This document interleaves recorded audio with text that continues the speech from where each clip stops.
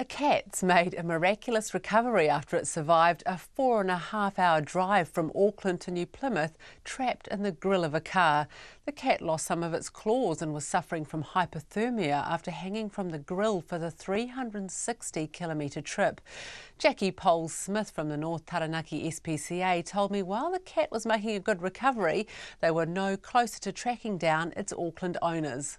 We got a phone call from the Devon Hotel saying that they had a car parked in their car park with a cat trapped in the grille of the car. And the staff of the Devon Hotel actually managed to extract him from the grille with the help of the owner of the car. And it turns out that the owner had driven from Auckland that morning without stopping. And at some stage, this cat had become trapped in his car in the grille. So we assume the cat must have been there when he left Auckland because there wasn't an opportunity for it to get in during the trip.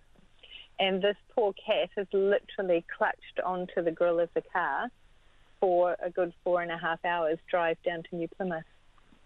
And what state was he in? Well, we didn't know if he would survive. He was in appalling state. He was severely hypothermic. He was so cold that his temperature didn't register on the vet's thermometers, and they read down to 32 degrees. He was severely shocked. Luckily, he wasn't injured, apart from some claws where he'd been clutching on.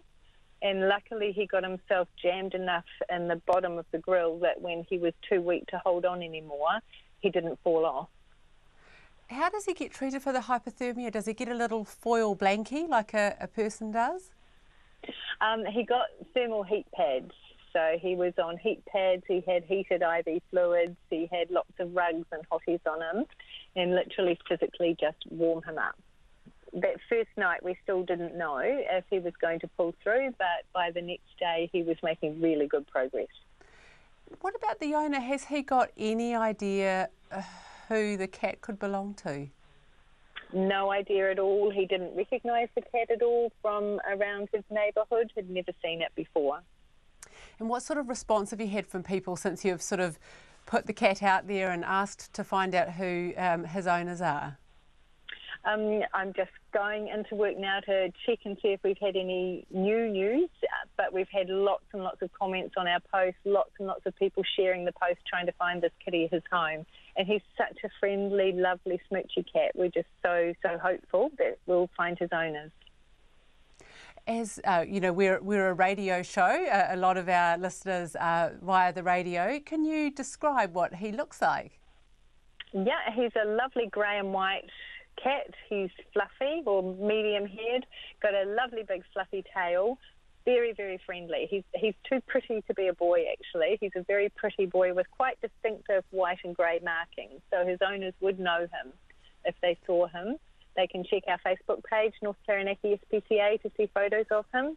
It's just the sad thing is that he's not microchipped. If he was microchipped, we would have been able to get onto his owners the moment we found him. And that was Jackie Poles-Smith from the North Taranaki SPCA, and we've just had a wee update. Still no sign of that little cat's owner, so let us know or let the North Taranaki SPCA know if he sounds familiar.